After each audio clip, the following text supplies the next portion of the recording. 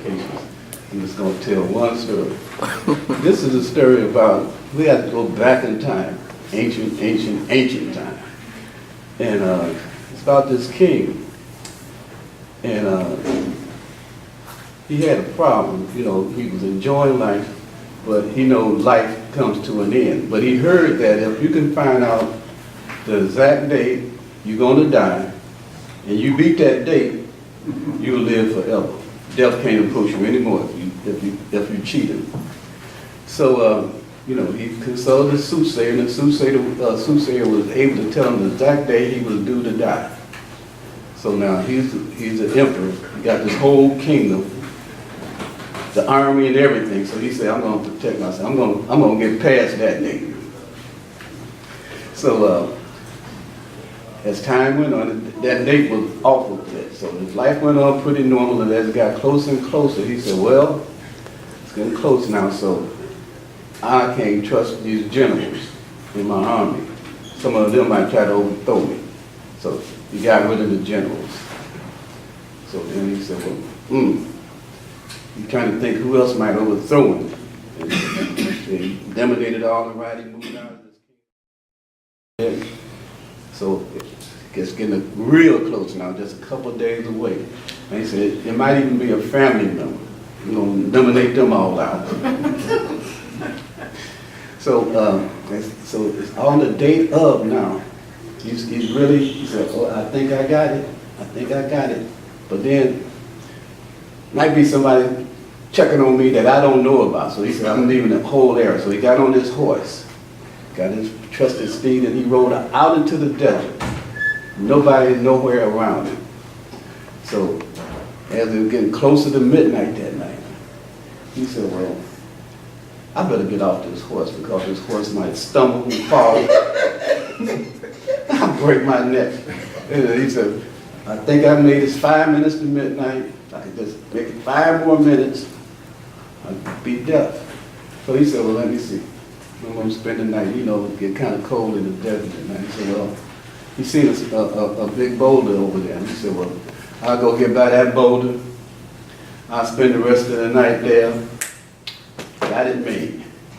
So as he walked over there and he sat down on the boulder, thinking so happy that he made it, he just leaned back against the boulder. And that was enough for the boulder to break loose and roll down and crush him.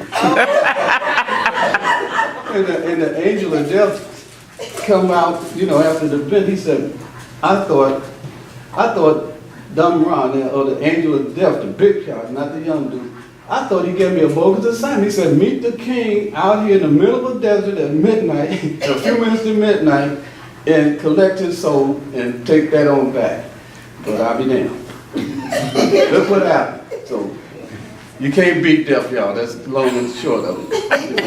Stop trying.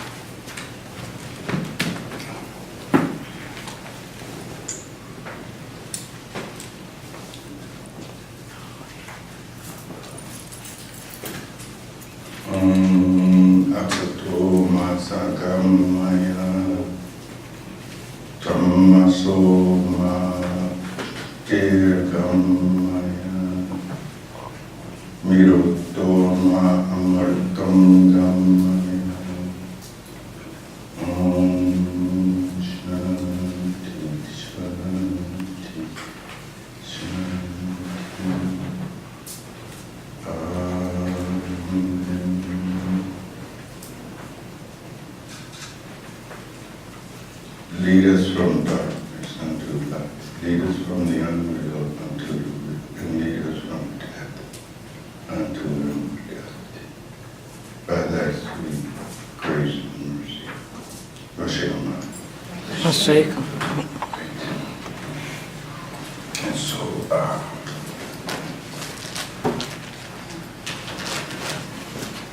we didn't all have a chance to be at the homegoing memorial for one of our house children, Sadakaji, John G's son, called Andrew. So I thought it would be good if we give Padavakaji and Akaji an opportunity today to receive your condolences in our usual tradition. Would that be all right with you? Yes, sir. Yes. Acha. And so, Padavakaji, and where's Maharaji? Is Lauren here? No, she's not. Acha.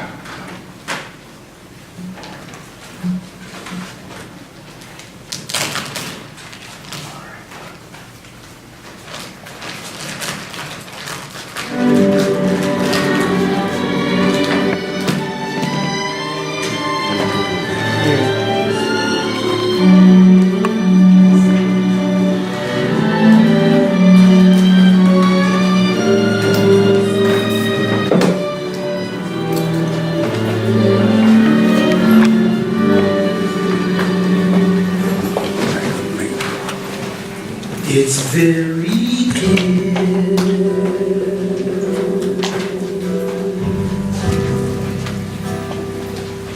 our love is here to stay.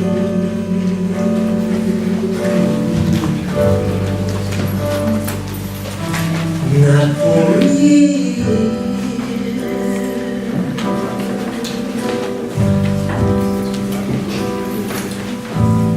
but if I had the day,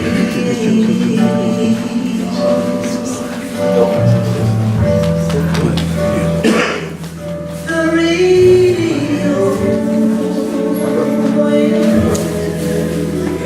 the telephone, the movies that we know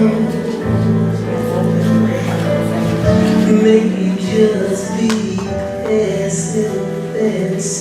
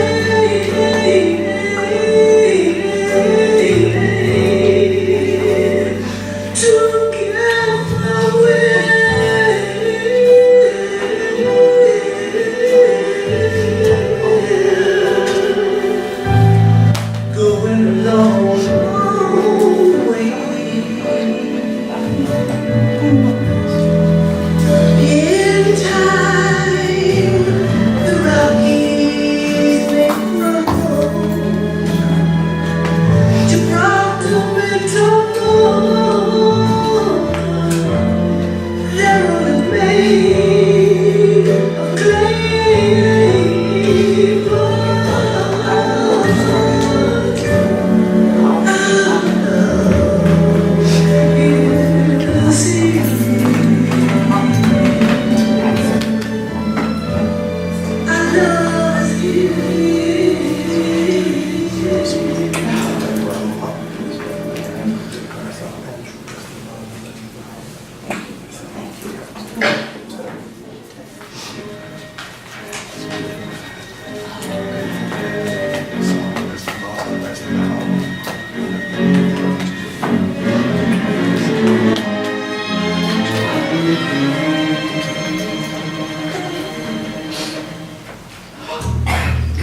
Speak low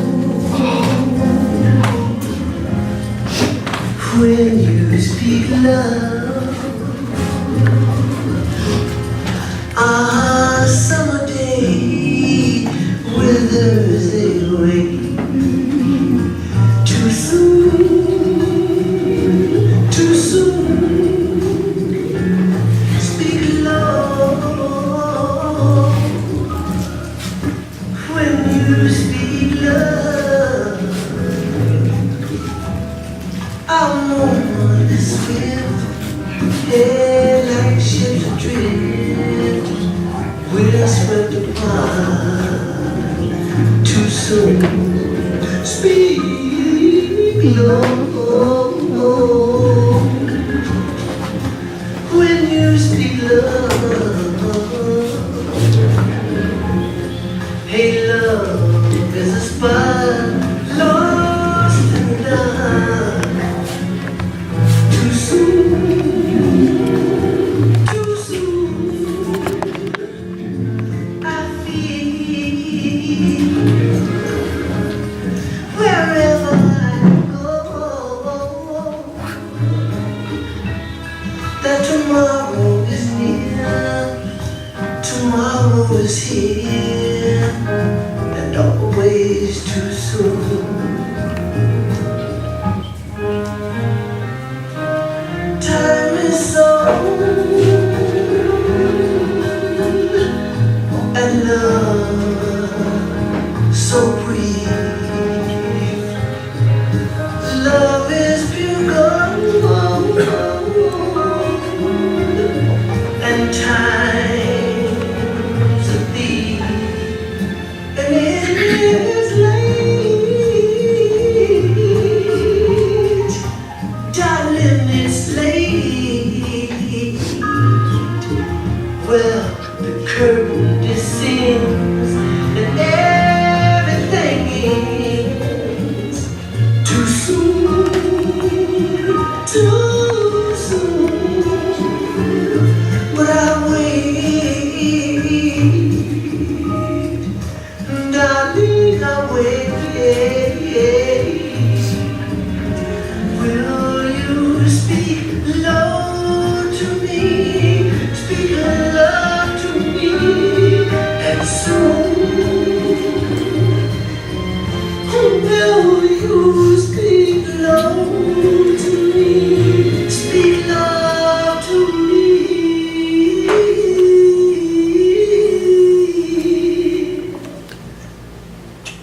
And soon speak loud, speak low and soon speak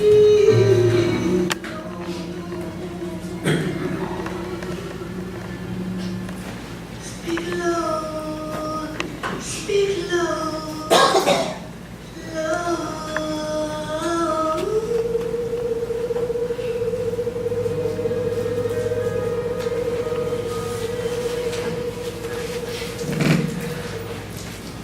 So thank you all for allowing us to have our moment to help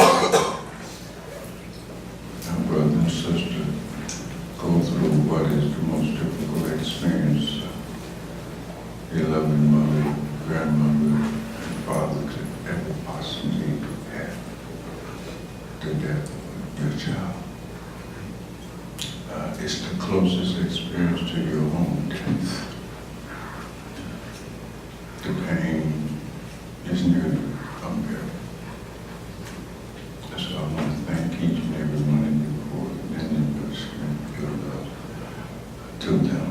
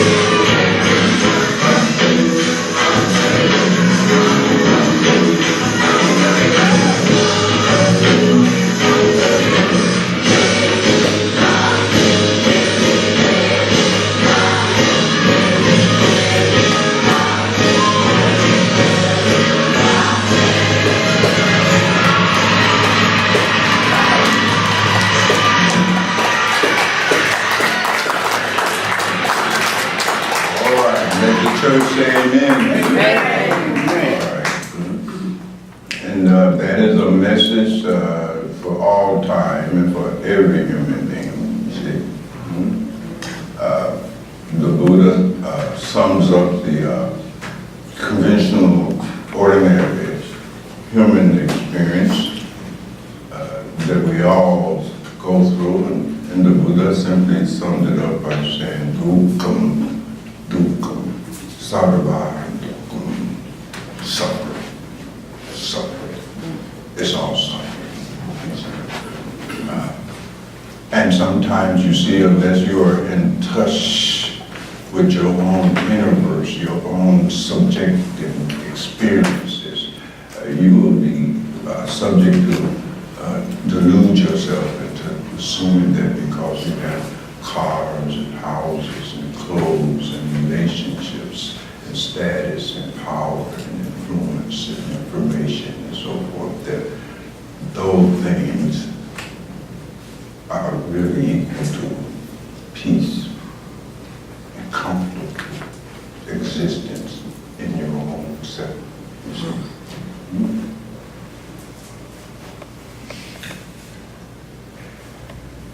And so this becomes the test of all of us.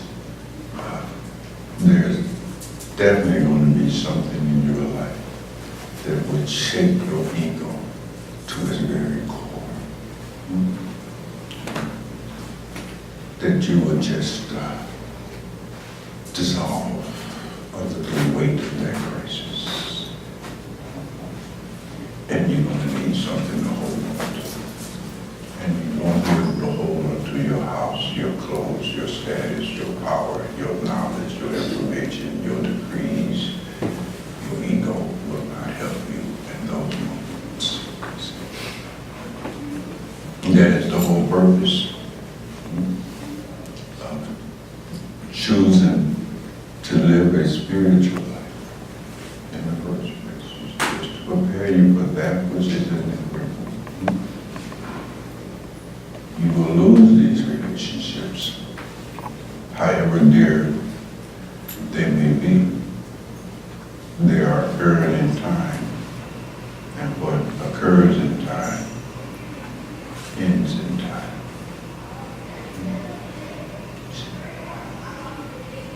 And they're going to lose you. Just the thought of your children, your wife, your friends, your this, your that, losing you is enough to tear you apart. No one escapes the dukkha at all.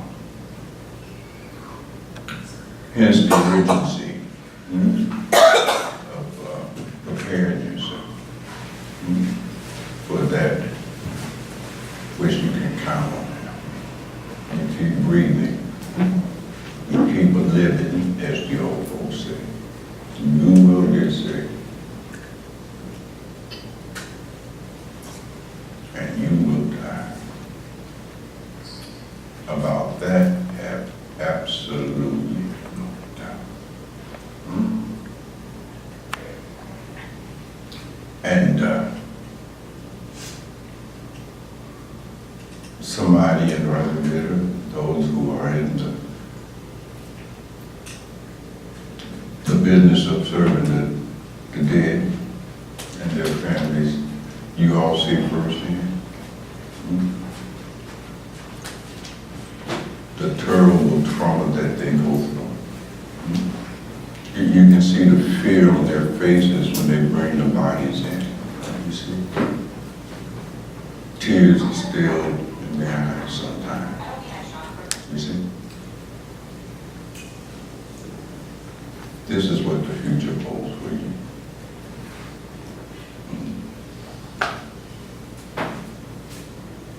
So it is not as morbid as it might appear. One of the unique aspect of traditional and ancient African spirituality is strictly about preparing yourself for that. those who have been to Kemet, who have walked the grounds of Cardinal Food, you see, for the Temple of Heaven, you see, and so forth. You see it there, all on the walls, all in the monuments, you see. Death is coming, you see. Trillions of people have come on this planet. Trillions and trillion more.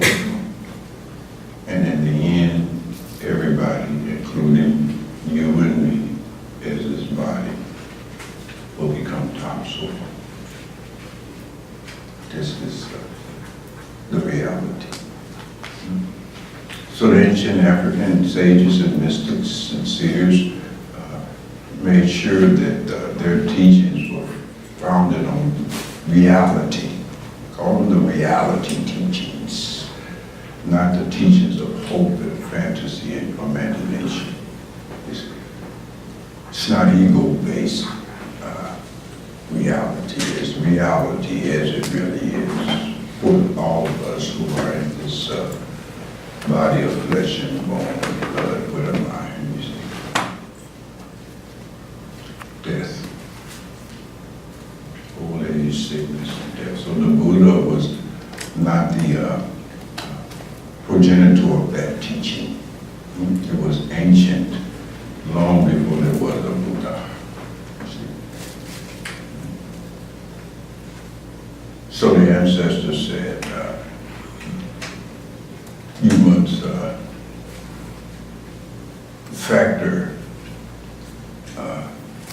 old age, sickness, and death into the way you do in your life.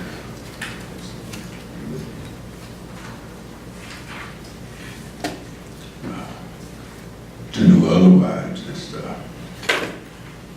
to live a life that is foolish, deluded, not understandable, not based on reality.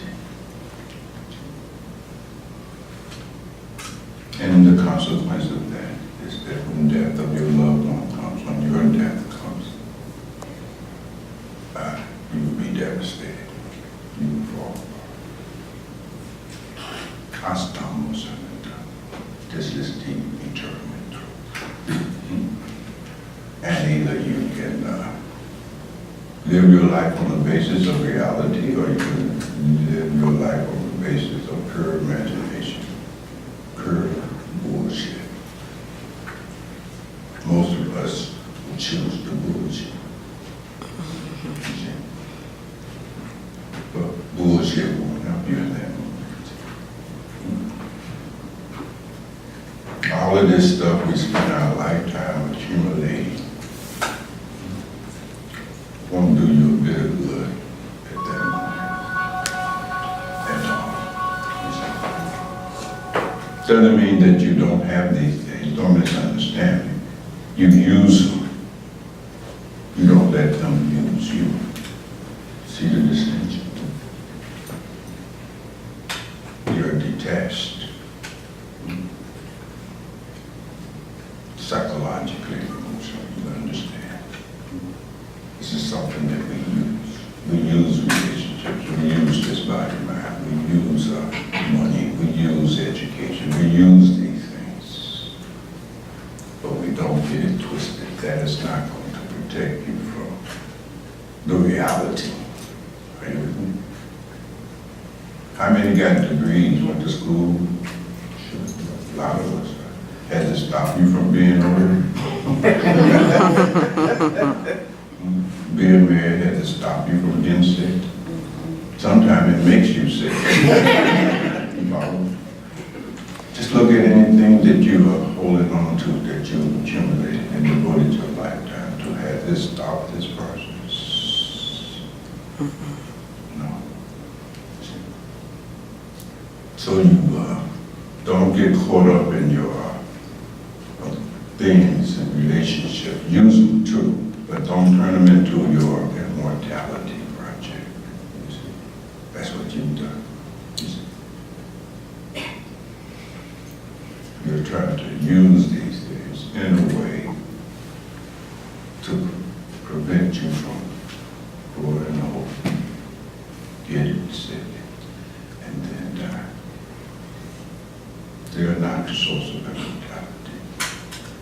And there's no way you can accommodate them.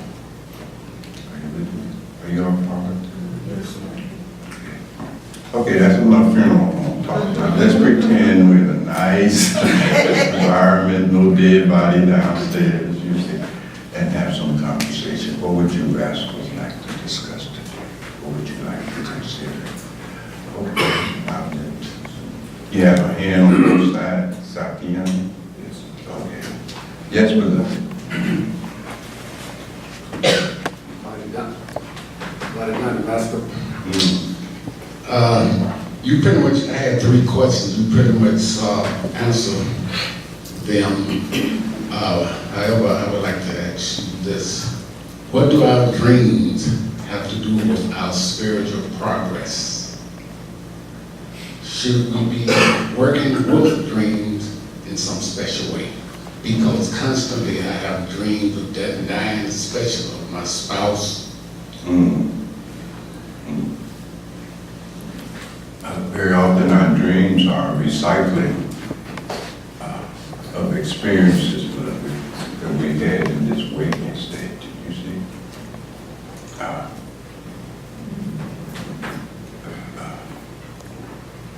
And those experiences very often, according to some schools of psychology, is basically designed to trigger an emotional state, a mood state, to put something literally on your mind. They do not play a role necessarily in a direct sense in any kind of spiritual growth and development, but what they do, they remind you of a lot of things that you have not addressed in this waking state. Because the only place you can make spiritual progress in this waking state, this is the beauty of the waking state, in contradistinction to the dream and the deep dreamless state, you see? Because in this state, all the faculties are operating full force, you see? Whereas in a dream, you only have half of the strength of your body.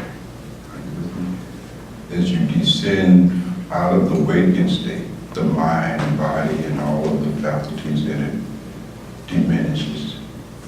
And then it's susupti, it shuts down altogether. So you only can make spiritual progress in this state. In some branches of psychoanalysis, like in Jungian psychology and so forth, Jung looked into dreams, Freud looked into dreams and so forth and so on. In African tradition, they look into dreams and so forth and so on. But the dream simply help you find out where you got some work to do as far as your universe, right? Unfinished business, are you with me? So in your dream of your beloved, you see, it simply resurfaces those inabilities you had to really accept her death. You see, you never dealt with that. And so it's still stored in the mind, you see. And that part of the mind that we call chitta, it stores all these memories. And these memories circulate in the dream, you see. And it's work you have to do, you see. It's work you have to do. You have to let her go. And you have to let her go. And be all right with that. There's a lot more. Maybe we'll get a chance to talk about that, you see, a little bit deeper, because there's some personal things we're not at liberty to discuss in this open forum. Anything else about it, beloved? It's all right. It's all right. It's all right. In that moment of death of a loved one, we realized we did not love these people. We could have loved them a lot more if we had only known that they were not immortal and they would not be here forever. And guilt sometimes becomes overwhelming.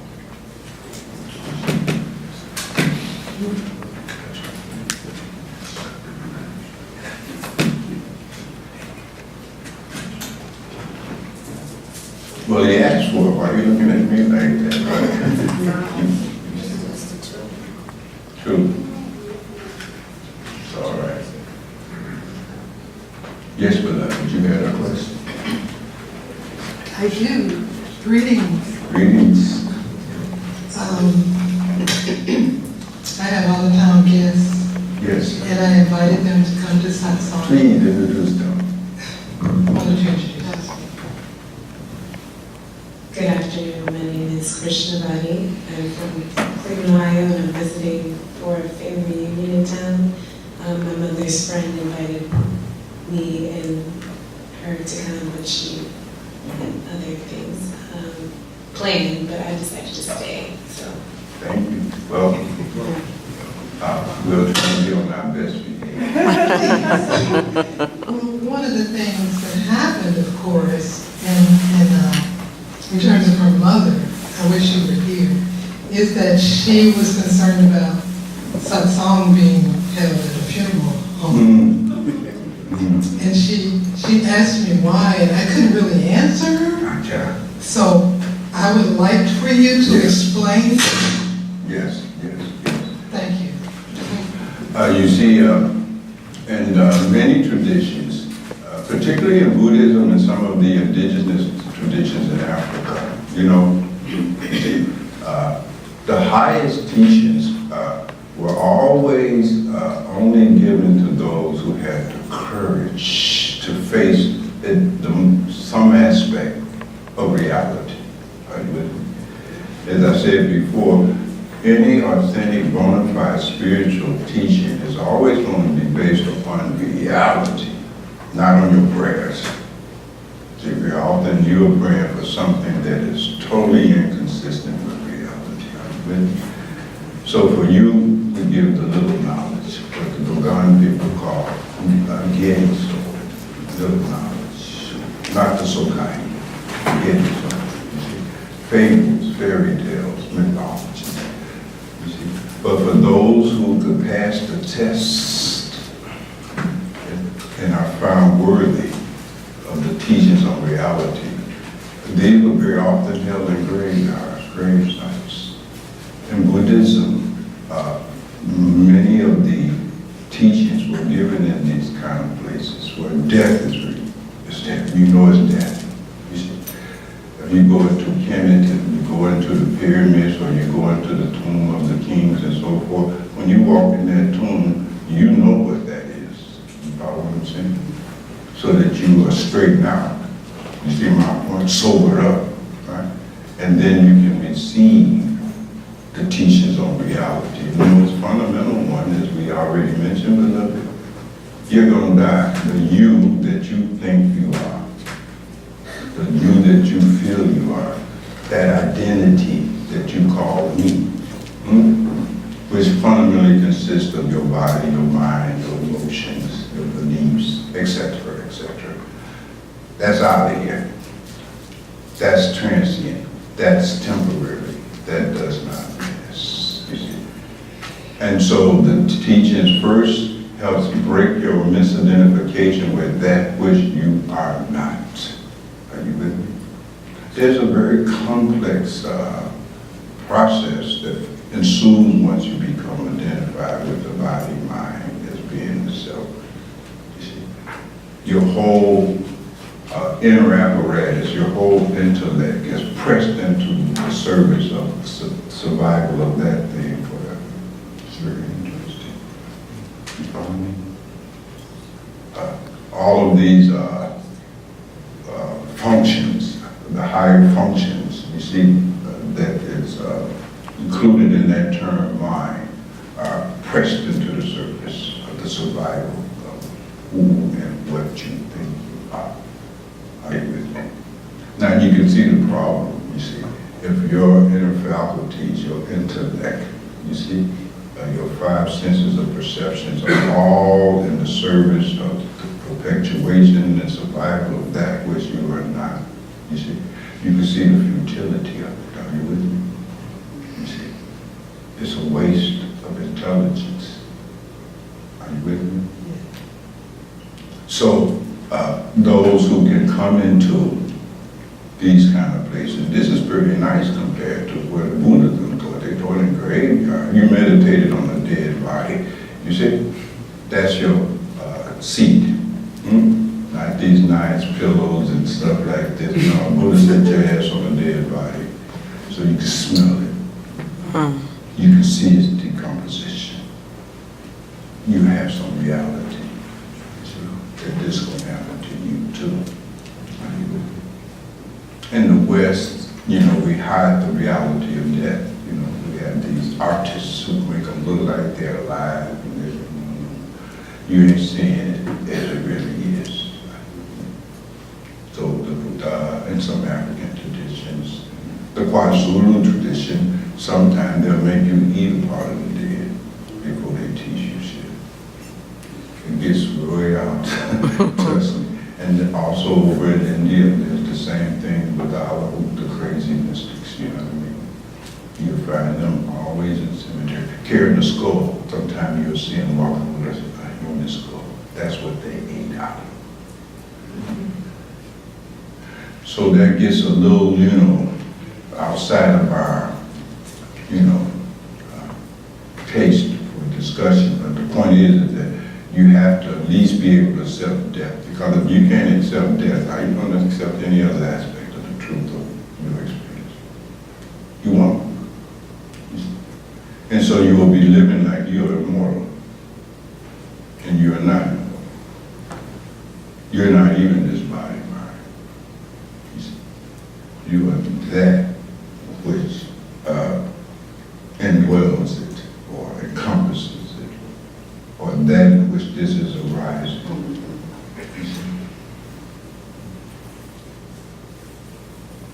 I don't know if that helped you, beloved. There's so much that can be said about it, you know.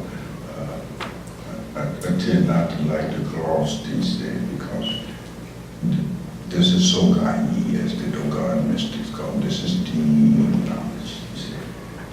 The Dogon mystics say if you have all the other knowledge on the planet, but you don't know your real self, fundamentally you're ignorant. Fundamentally. And that ignorance will manifest in your life in the form of suffering, dissatisfaction. You're never satisfied. You never feel whole or holy. Something in you is always missing. There's a profound experience of incompleteness. You always need something. You get this and you need something more. You need something more. You are perpetually trapped in the state of not enoughness. Nothing is ever enough for you. You see? Yes, beloved.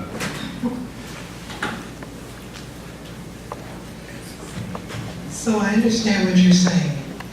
It's almost like an initiation. That if you can enter in, you can get the knowledge, the higher knowledge. Yes. Yes.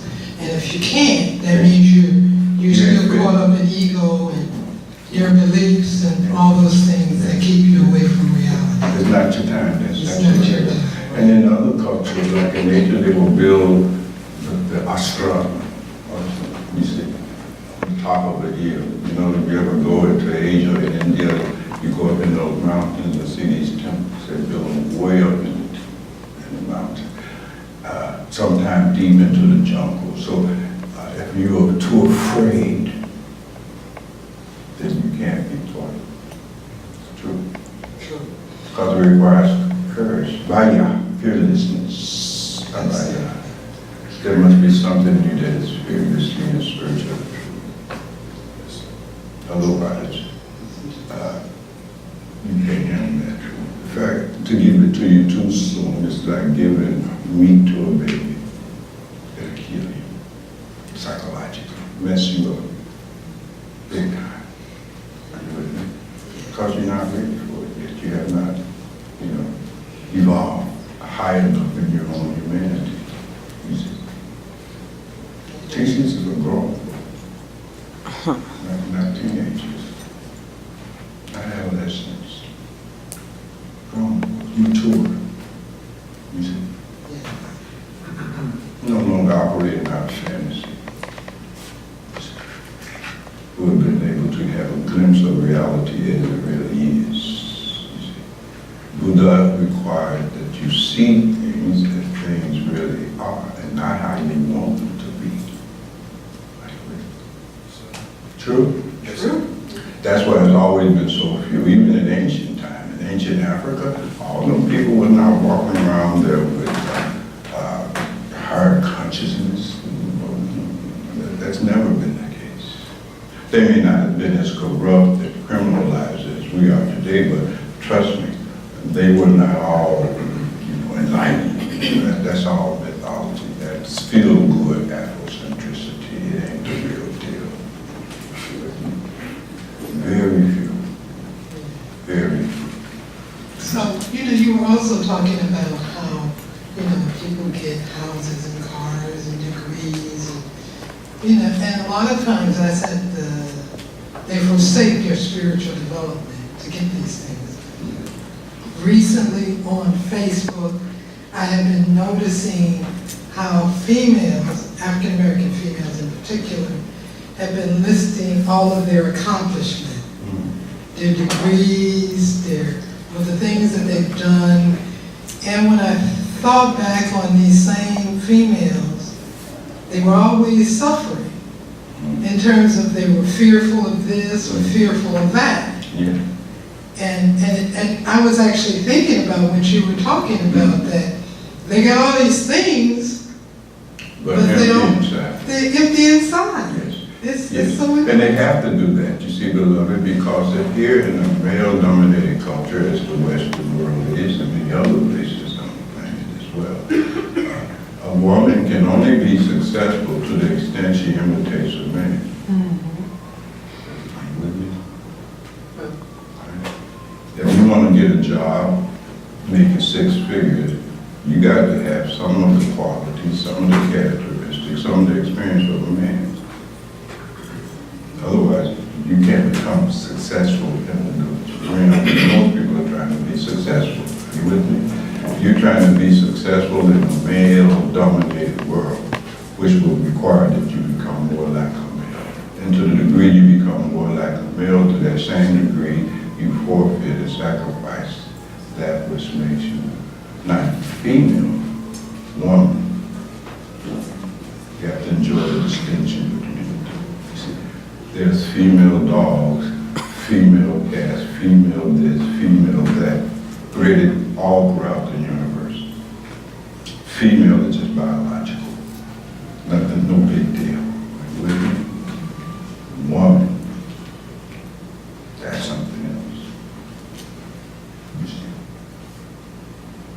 And usually the female force is what will sacrifice even being female, you see, being feminine, so forth and so on, you see, for the sake of survival, basically. You see, they're trying to make some money, pay some bills. They're trying to get up in the world, are you with me? Or they go somewhere, I don't need a man, you see.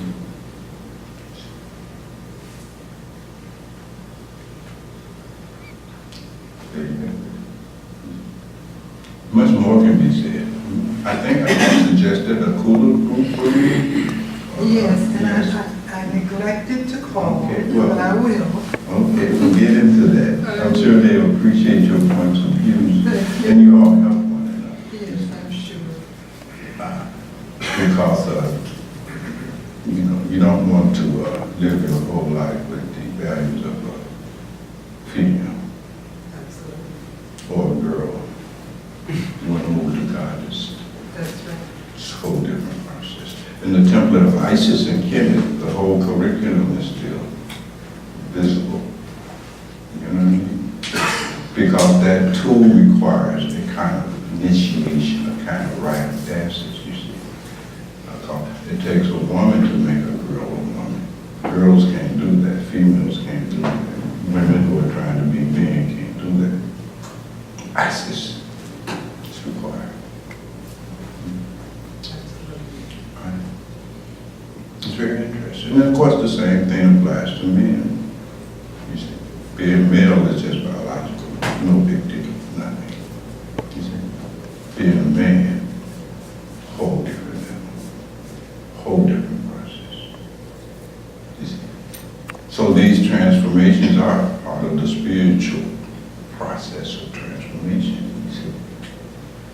transformed from a female to a woman, to be transformed from a male to a man.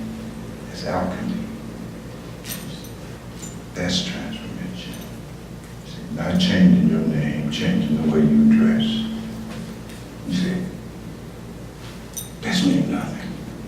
You see, has no reflection on what's inside here. How's your inner world? You see, what's the quality of your inner life? Is it threatened by the this and that going on around you? Are you enough?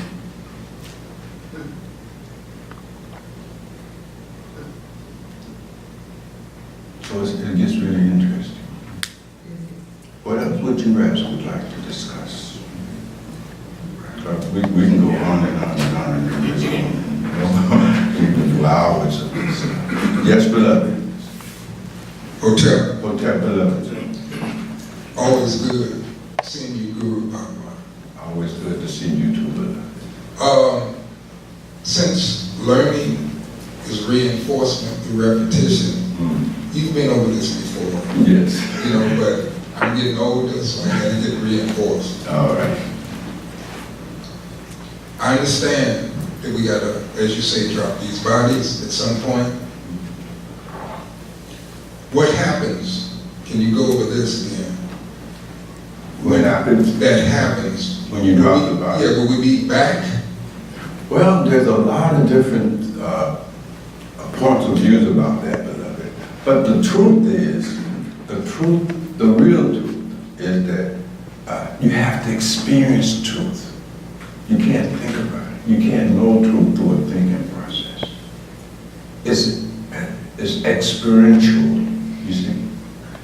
So to only know what happened when you die is to die. Fundamentally. Are you with me? Now, in the tradition of yoga and so forth and so on, meditation is designed to duplicate the experience that you would have at the time of death. We call it dying while living. You see, it's the closest you can come to knowing what it will be like when you die. You try to duplicate it, you see, while living. But ultimately, you see, for those who can't duplicate it while living, you have to wait till you drop dead. They will know. You see, you won't be able to know by reading the Bhagwan, you see, or the Egyptian Book of the Dead. You can't know. You can think about it, you get some concepts. Are you with me? But you really won't know. You see? It's like you can't read a book about how water tastes and know it. You have to taste the water. And then you don't even need to read the book no more. Are you with me? Book knowledge is secondhand. It's hearsay. It's something you can believe in or disbelieve in. But in no case is it true in the truest sense of the word. It is not your experience. So the closest, beloved, you can come is that you have to engage in the yoga process, where you actually sit this body down, right? Hold it still for about 2 to 3 hours, and then we'll drop entirely out of your awareness. That's a lot of other things that go along with this process, you see. The senses have to be withdrawn, what we call pratyahara. You see, your eyes are closed, it's the silence. You know, that's why the yogis went up in caves or out in the desert somewhere to shut down the 5 senses of perception. See, what we call today sense deprivation. They have places you can go, you see, where you can have, to some small degree, that experience. But the ideal is to withdraw all of your 5 senses and the attention going on. So you're neither seeing, touching, tasting, smelling, nothing. You begin to shut down the mind. You shut down the body. You shut down the mind, and so forth and so on, to their minimum states, you see. You're not dead, are you with me? But you shut it down. Because that's what happens at death. You know what happens at death, right? all of the senses begin to withdraw. The 5 elements that make up this body, you see, earth, water, fire, air, ether, they begin to dissolve. You see, it happens even as we age. We all of us who are old, we know that. You see, as you age, your vision diminishes, your hearing diminishes, right? Your sense of taste diminishes, smell, touch, everything, they begin to diminish. That's because the 5 elements that make up your body and every function in it are collapsing, they're dissolving. You see, these 5 elements make up everything. You see, this whole cosmos, this whole universe, you see, is made out of nothing but different combinations of 5 fundamental elements. That's why in almost all great tradition you'll hear them talk about these elements. Right? But you would think they're talking about the grossest form of the elements. Are you with me? But these are principles. These are what we call tattoids. You see? They're the stuff out of which everything and everyone are made. And when they begin to dissolve, your sight begins to wane. See, you're not doing the seeing. Seeing has been given to you. Your ego is not the source of your ability to see, hear, touch, taste, feel, smell, nothing. Your ego is not the source of the operation of this body and digestion and all the various metabolic functions that goes on in it. Your ego is not what enabling you to think, to reason, to envision. That's the operation of elements. It's given. It's a gift.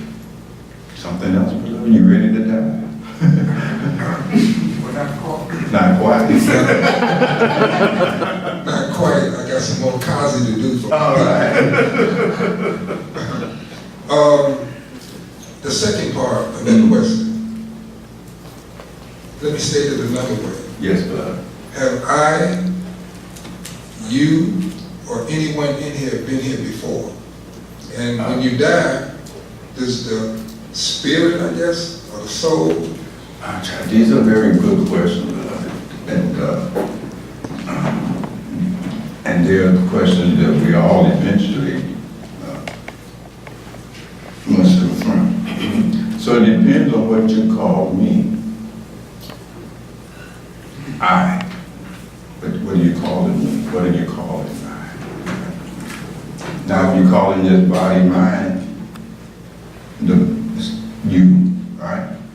These are just elements. These things just come and reconfigure themselves over and over again. It's like in science and physics, you took physics, and when they say energy, matter can't be destroyed, it just take different forms. But it's the same stuff. It's nothing new about it. Are you with me? So if that's what you mean, that this body, mind, you see, just it's me. Does this come again? Yes, it comes again, but you won't have the same ego. Are you with me? You won't be identified with it. Are you with me? Then again, if what you call me is that which is aware of this body, that's a whole other story. Right? So which is it? Is your sense of self the body, or is your sense of self that which is aware of this body? The latter part, that which is aware. So that's called consciousness, right? Awareness, consciousness, right? Now, if that is your operating sense of self, right? That was neither born, so the question of his dying doesn't even arise. Why? Because that's not in time or space. Time and space is arising in your consciousness. You are aware of time and space. Are you with me? And what begins in time and what exists in space come and go. But that which is aware of the coming and going of it does not come and go anywhere. With me? See, there's changeless consciousness which is aware of change. Like you see something in you is aware that you have changed from the time you was that little sweet boy in your mama's lap. Right? And as you grew up, you became a handsome young man, suave and debonair. That's right. I'll stepping up right in the clubs and all of that. I mean, you see, something is aware of all those stages of your development, isn't it? That's what I see. You are that. You are that. Fundamental. But it's not something to accept. You see, the great teachings, the teachings on reality never requires any blind belief. That's religion. Are you with me? Believe this, believe that. You see, blind faith.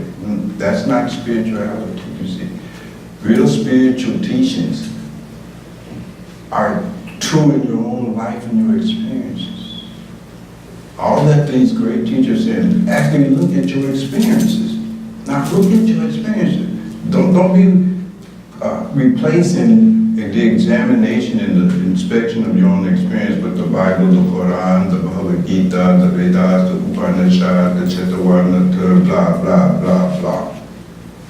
You see, nothing is more true than your own experience. You're experiencing the truth right here, right now. Yes, sir. But you're looking away from it. You're trapped in your mind somewhere. You're trapped in your imagination. You're not paying attention to the message. They said, pay attention. Now look at your own experiences. And before you have any experience, you must what? First be what? Aware. Huh? Conscious. Right. Your awareness precedes all the experience. So every experience that you have, and whether gross, subtle, right, or causal, is occurring within this awareness. True? Yes. No, there's nothing up my sleeve. It's just flat out true, right? Yes, sir. But so you begin to see our problem, right? You're thinking that you are the experience and not the experiencer. You can see how that'll be a problem? Because the experiences come and go. They're constantly changing. When you get identified with it, you think you're coming and going. You see, it's an optical illusion. Are you with me? Like you drive a car, right? And you hit the light with somebody, right? And they bag up, you think you're going forward, you hit the brakes, right? It's an optical illusion. So you think you're this body. But inspect your experience again.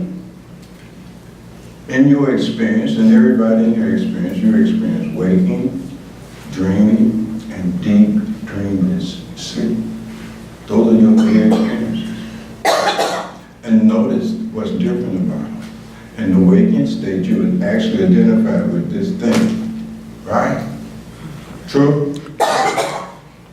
In the dream state, right, the senses have withdrawn, right? Right? Into the dream state. Right? You don't even know this thing is in the bed at all. In your dream body, right? You somewhere in Africa somewhere. Right? That's the subtle body, as we call it. Because you no longer having the experience of this body at all. Go a little deeper into your own experience. Not the Quran, not the Gita, into your own experience. Are you having any experience of being in this body? In deep dreamless sleep? Yes or no? What takes me a little. No. Yes or no? Look in the times when you were in deep dreamless sleep. Do you have any experience of being in this body? Huh?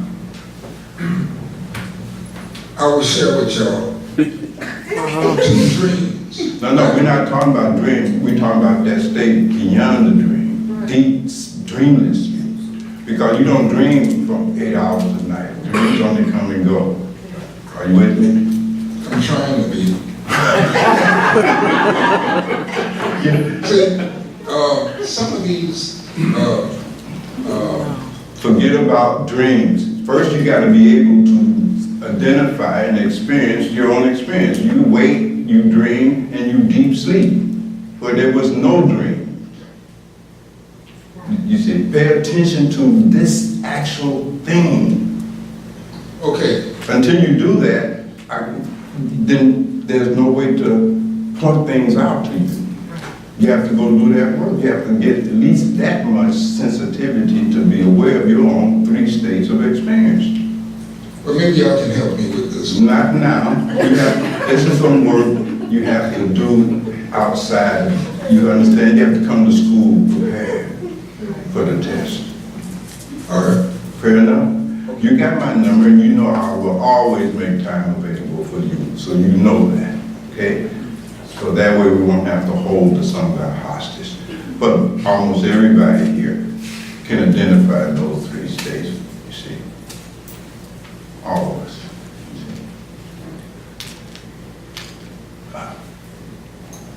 So you can do that, and you begin to see. And even the things in your dream, you see, that you think is true. When you wake up, you know that one ain't true. You dream that you were eating a pizza, and then you had got really full. There was some good pizza, and you put it in the refrigerator, save it, so then you can eat some later, right? When you wake up, you do not go to your refrigerator looking for this pizza. When you wake up, you know this was not real. All of this was in my mind. It appeared to be real. And you have to enjoy the distinction between what appears to be real and what is real. A mirage in the desert appears to be real. But if you have some intelligence, you're not going to run out there and try to swim in mirage water. The sky appears to be blue, but you know the sky is not blue. The earth appears to be stationary, not moving. But if you know physics, you know this thing is whirling through space at thousands of miles an hour. It's whether you have higher intelligence or not. That determines whether you will have higher knowledge or not. So your senses do not report things as things really are. You look at this, it looks solid, it has color and form, right? A physicist put it under a microscope, and it's almost nothing sitting here. You see, just atoms with infinite space between them. True? True? Right. You're seeing the right side up in your mind, but your optical nerve on your retina, this image that you have of me is upside down. How are you seeing the right side up? That ain't the senses. Are you with me? Are you with me? Yes, sir. Knowing thyself is what the ancestor says. It said, worship God if you must. Okay, we understand that. You see, you get some comfort and consolation from that. But first, know yourself. That's first order of business. If you don't know yourself, if you don't know your own states of experience, if you don't know how this body, mind, emotions operate, you're fundamentally ignorant. I don't care how many degrees you got or how much you have read, you're fundamentally ignorant. Because you don't even know yourself, your true self. You don't even know the false self. You say, I'm the body, but you don't even know this body. See? You say, I'm my mind. You have no clue how your mind works. So even your false self, you don't know. What to speak of your true self. Are you with me? Yes, sir. At least we give the scientists some credit. I mean, they study this thing. Them doctors are in there in their lab. They cutting it open, dissecting. They know how this shit is working. The psychiatrist knows how this mind is working. You don't know.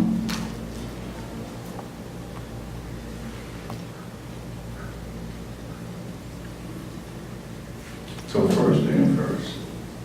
Makes sense for them. You see that beard turning gray, you ain't got that much time. Because the clock is ticking. So you holler at me, and you know I'll come running for you. Anything else, brother? Yes, brother.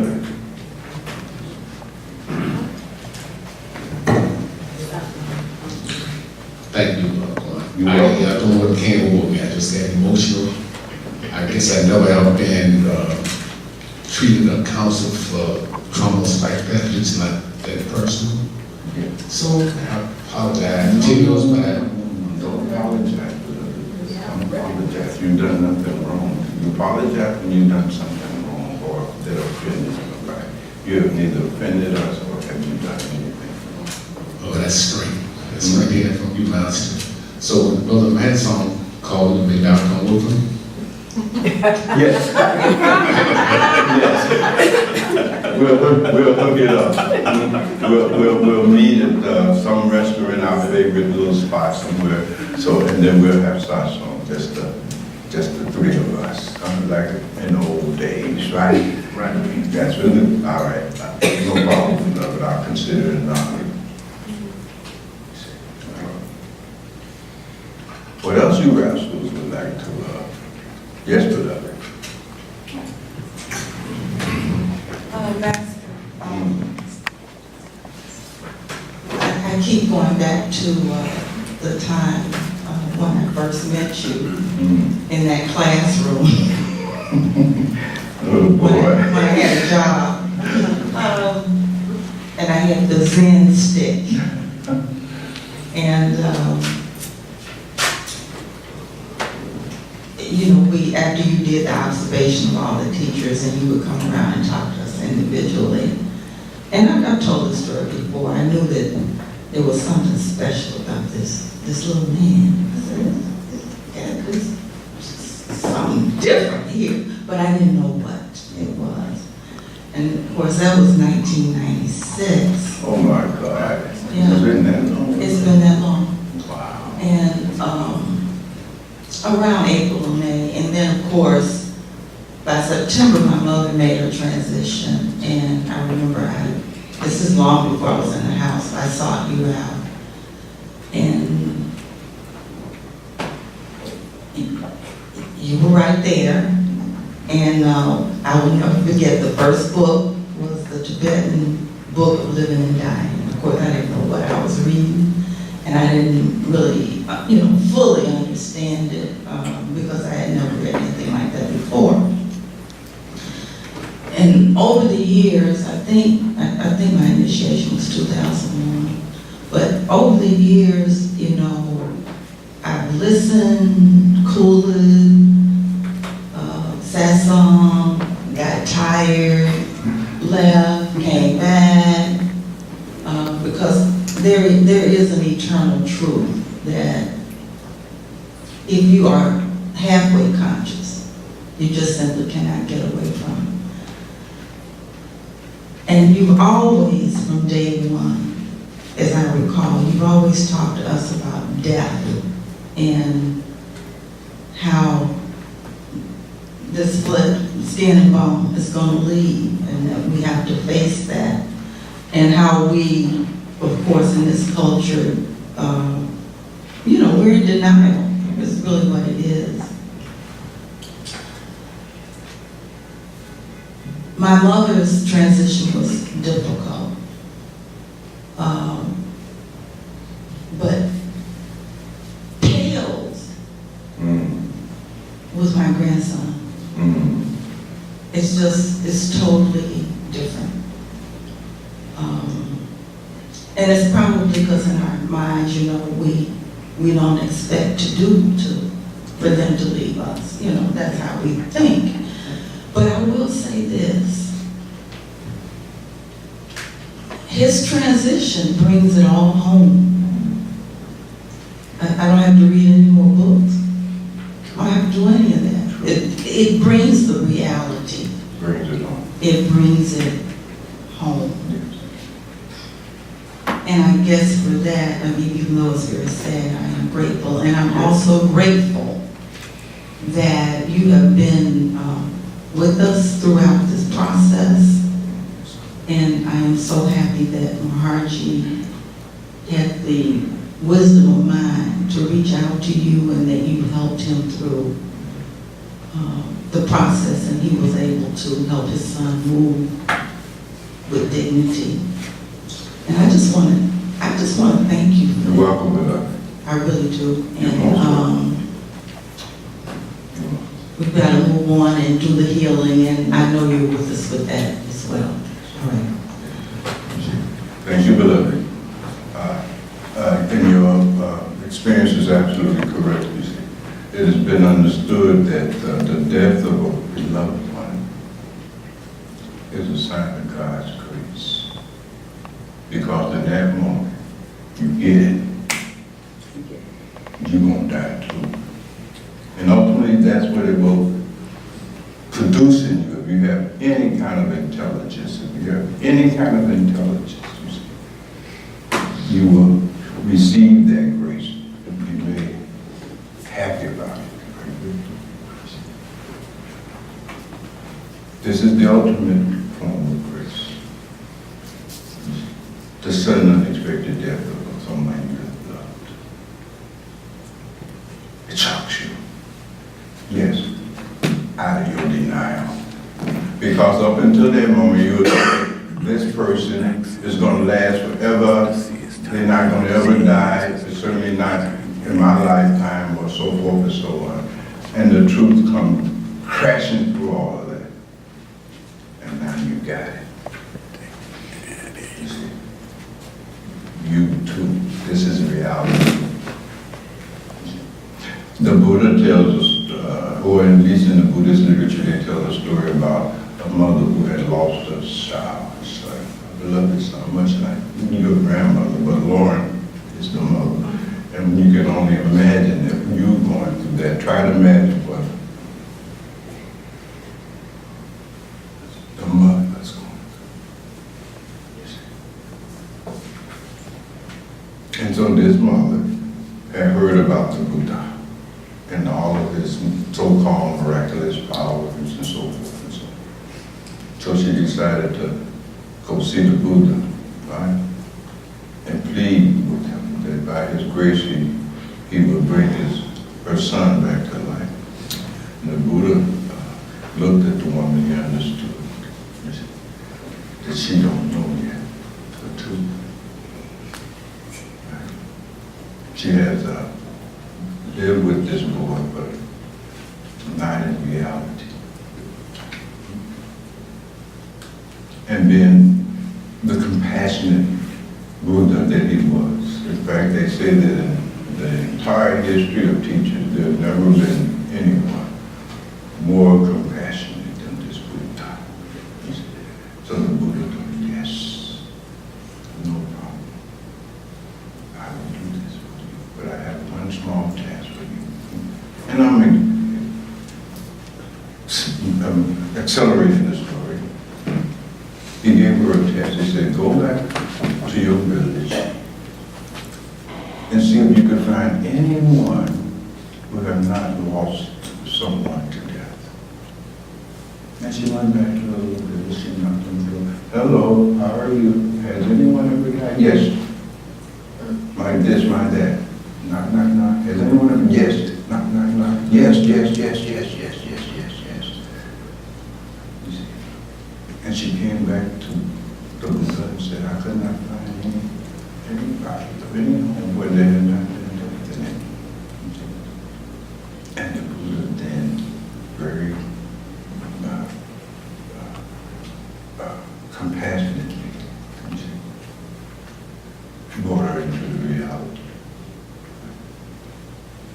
Not only did it end her suffering, she started feeling sorry for herself. You see, very often when you lose a loved one, most of the grief is because you're feeling sorry for yourself. Are you with me?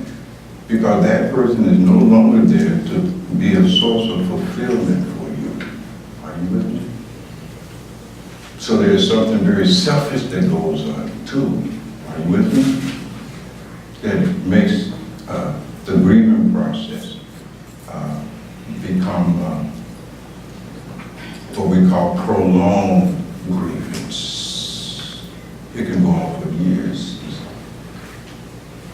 And you are able to help her try to get past that and get past the selfishness. Then initiated her. She became a nun. It's like that. So one of the most difficult things about overcoming grief is overcoming your own selfishness. Then you make the death about you. Are you with me? The word bereavement comes from the French. It means the feeling that you've been that belonged to you. It never belonged to you. Are you with me? Ever. You see, nothing here belongs to you. Amen.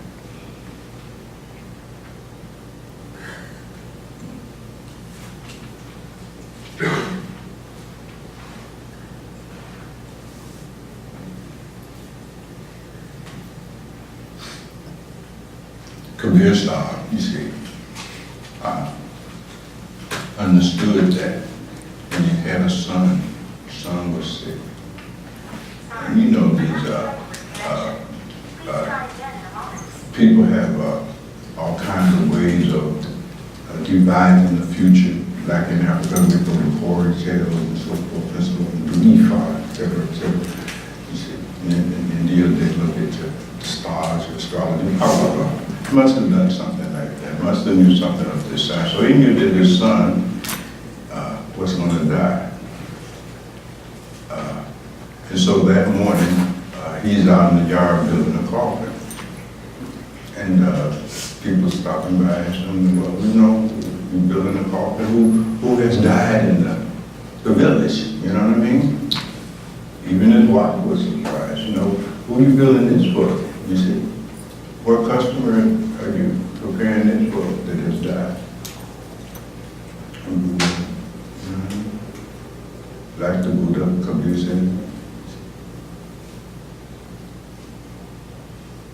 And then his son had climbed up on a roof, fell off dead, off the ring.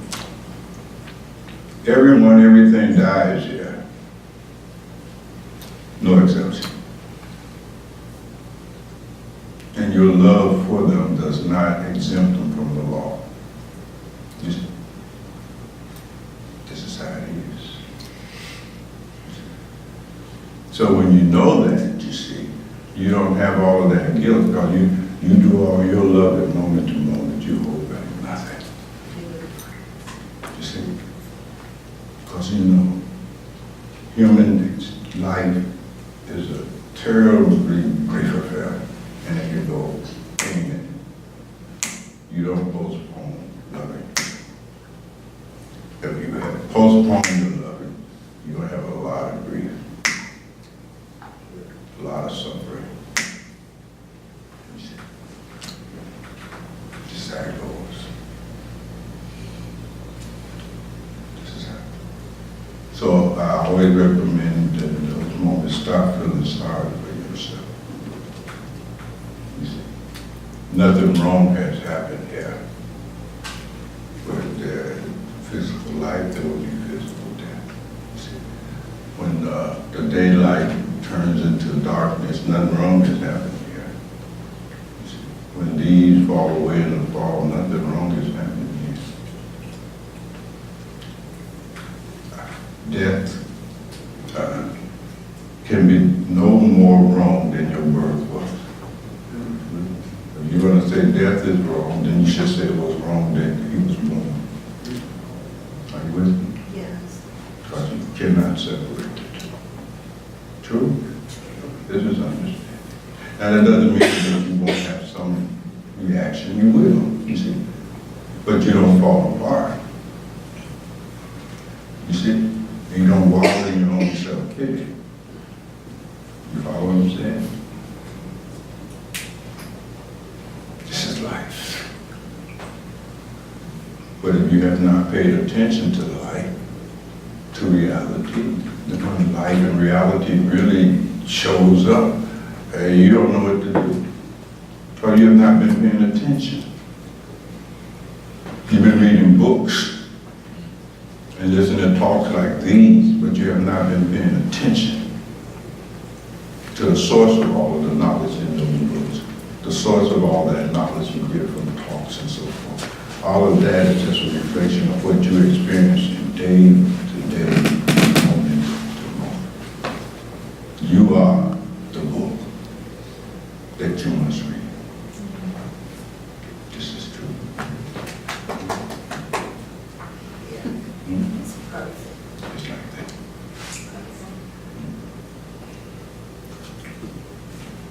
So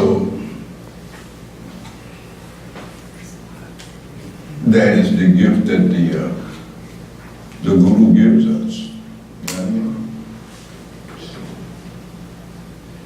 mean? The initiation and so forth and so on is a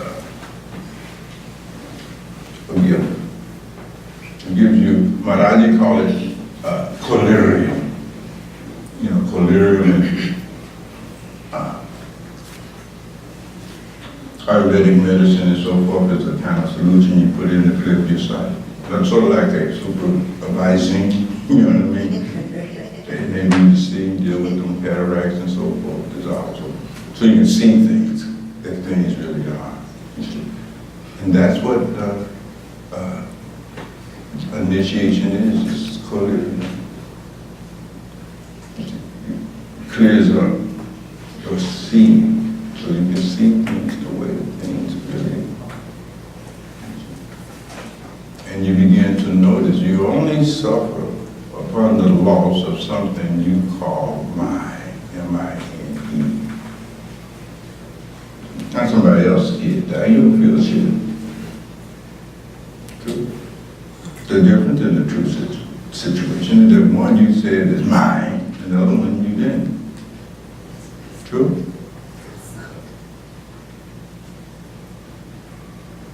So most stuff you have in your life that you consider is mine, that's it. Now you can have stuff and not consider it mine. That's possible. And you see it as gifts. Changes everything. True? True. If I loan you my Rolls Royce, I'm not say which I don't have, but I wanted to use a good example you would be able to get into. If I had a beautiful Rolls Royce and I loaned it to you, and then you can go driving around town, go across the country, you know what I mean, impress your friends and all of that, right? And then when you come back and I come over the house to get my car, are you gonna fall apart? I took a picture there. You ain't gonna try to keep my car. Yeah, I just loaned it to you. You know what I mean? That you enjoy. So I loan you some children. I loan you a husband. I loan you a wife. I loan you some success. I loan you some power. I loan you some status. But I'm gonna come back for it. And then you're gonna get mad because you think I'm taking something that belongs to you. This body don't even belong to you. Nature gave you this body. It ain't your body. True? True.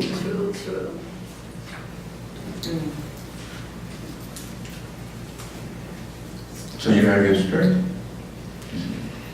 So these great sages and mystics, they come, they back out of their infinite compassion and grace. They plant us on the path.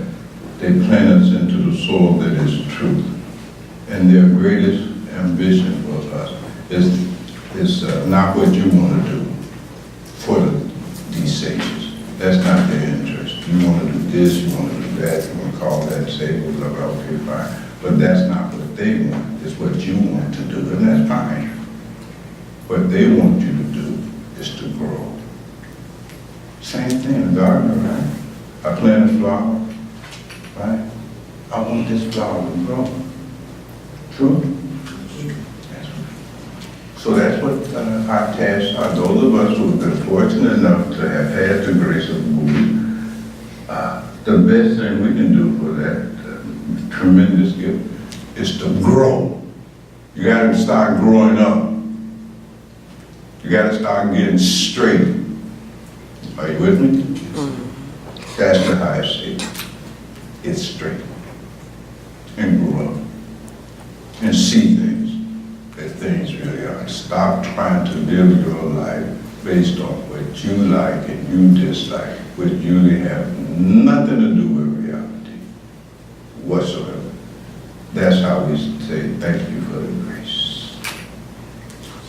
everything else is perfect. Make sense? Yes, sir. It's like that. It's like that. I think I'll warn you, rascals, I'll always have the last word.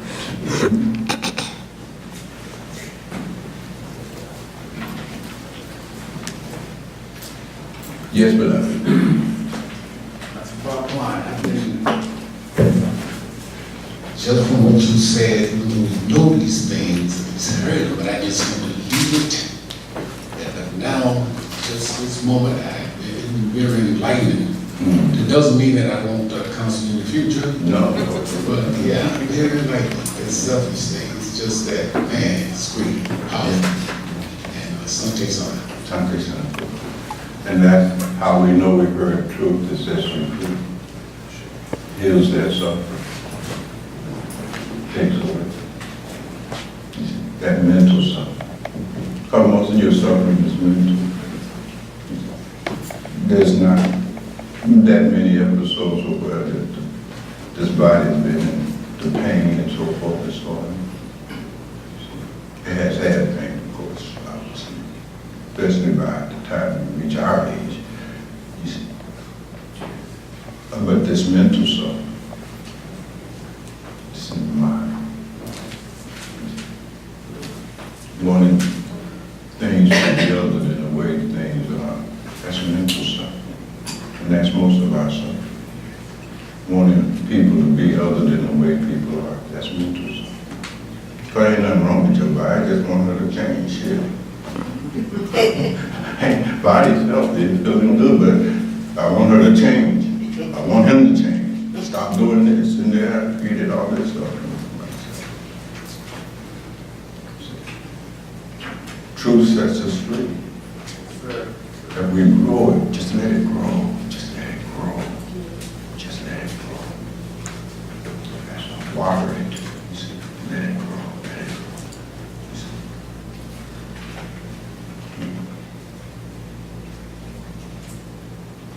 All right, I think I've said enough for today.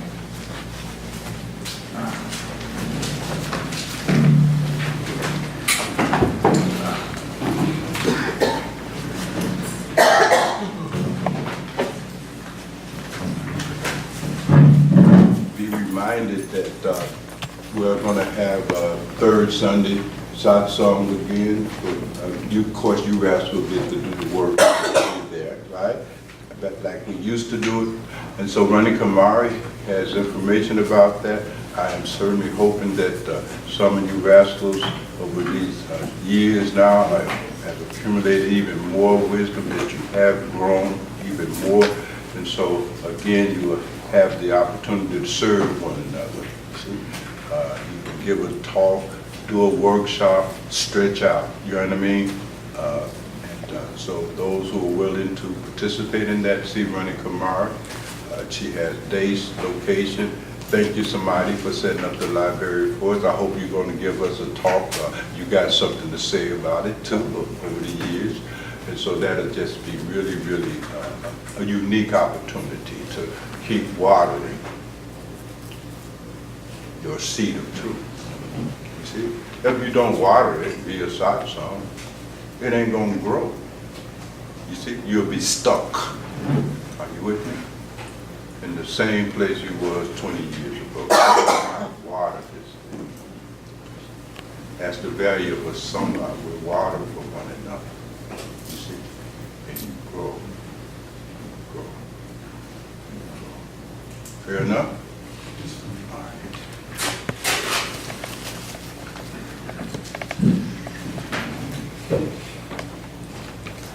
Guru Brahma, Guru Vishnu, Guru Deva Maheshwara,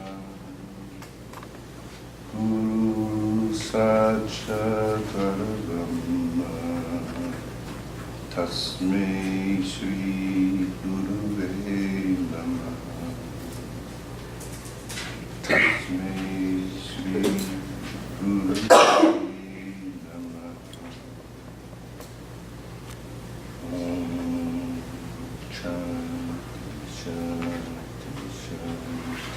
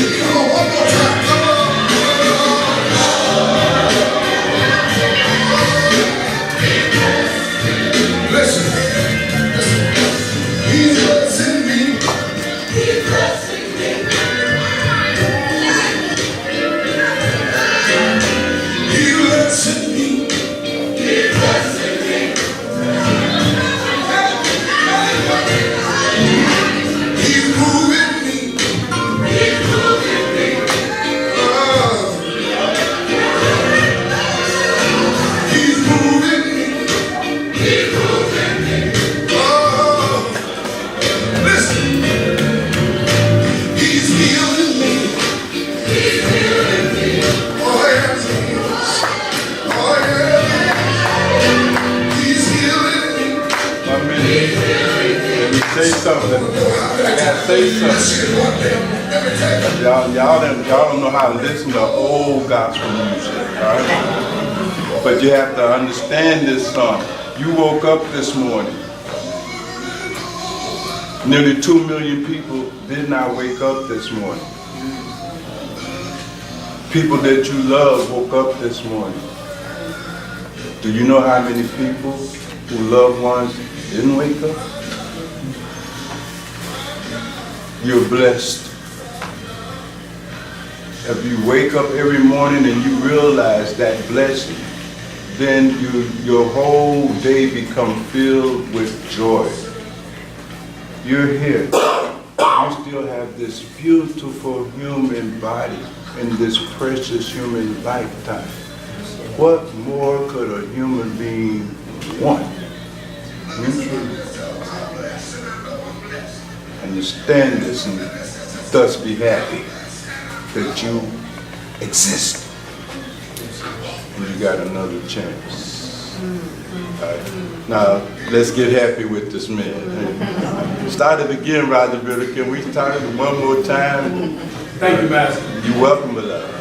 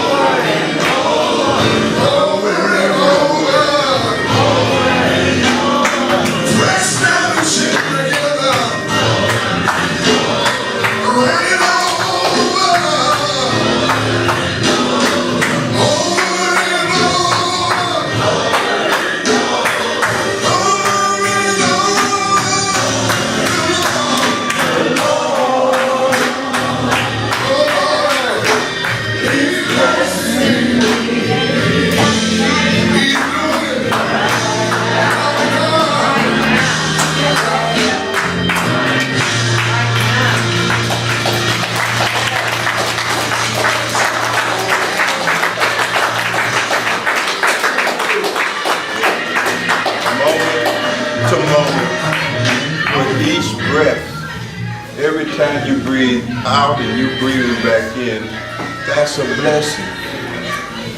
Moment to moment. If you can stay in that space and hold on to that recognition, that's enough to fill you with joy. You won't need to buy nothing, drink nothing, eat nothing. You see? Just this recognition of the goodness of the Lord breathing you. You're not doing that.